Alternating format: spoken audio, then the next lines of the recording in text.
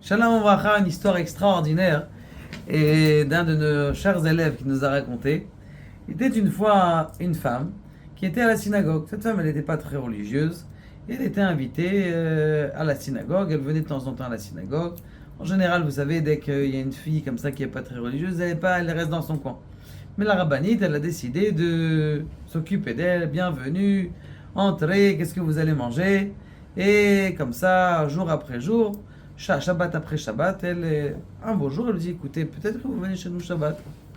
Très bien, ils ont décidé, d'accord, on va venir chez vous Shabbat. Ils viennent et tout ça, et cette femme, elle veut se renforcer, elle et son mari se renforcent grâce au Rav qui les renforce. Et un beau jour, l'un il dit à l'autre, enfin la femme elle dit à l'autre, peut-être tu devrais t'en renforcer, tu sais, le kisui roche, c'est très très important de se mettre un couvre-chef sur la tête, c'est très très kadosh quand une femme elle a un kisui roche sur la tête, c'est la bracha dans toute la famille, c'est la bracha dans la parnassa, c'est la bracha dans les enfants surtout, la kedusha comme vous connaissez, cette femme, la kimchit, qui était dans Masechet Yoma, où elle a eu ses 7 enfants qui étaient des Kohanim Dolim, des grands prêtres. On lui a posé la question pourquoi est-ce que tu avais 7 enfants qui sont des tzadikim, qui sont arrivés à des grands prêtres. Elle lui dit parce que moi, quand je me lave les cheveux, eh bien, je couvre mes cheveux, même les murs de ma maison, ils ne voient pas les murs de ma maison. Bon, donc ça veut dire que c'est une grande kedusha. Agave, entre parenthèses, pour les femmes qui ont encore du mal à la tsniout, on peut se couvrir la tête même si on n'a pas encore décidé forcément de se mettre totalement tsniout.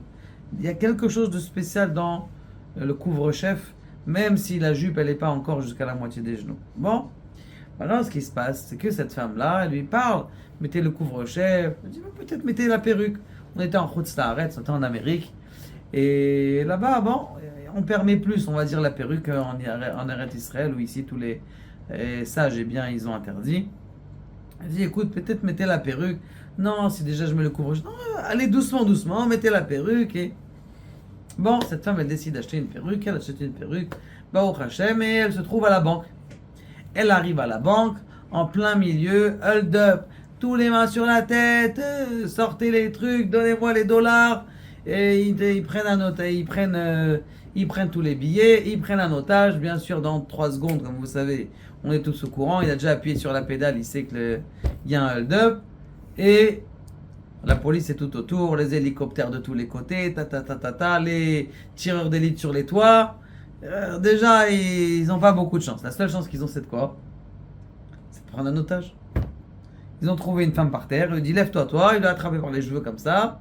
Il a dit lève-toi, on va dehors. Et il a mis la main sur la tempe. L'autre, il avait la main dans le sac avec ses dollars. Il avance comme ça dehors. Il dit écoutez, vous avancez, vous me laissez tranquille, vous me prenez les bras.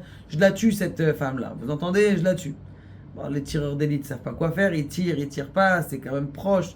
C'est juste la tête l'une à côté de l'autre. On peut tuer l'otage, on peut tuer le machin. Ils savent pas quoi faire. Et cette femme, c'est notre femme qui a la perruque. Elle s'est dit, il me reste qu'à enlever des clips et je lui laisse la perruque dans la main.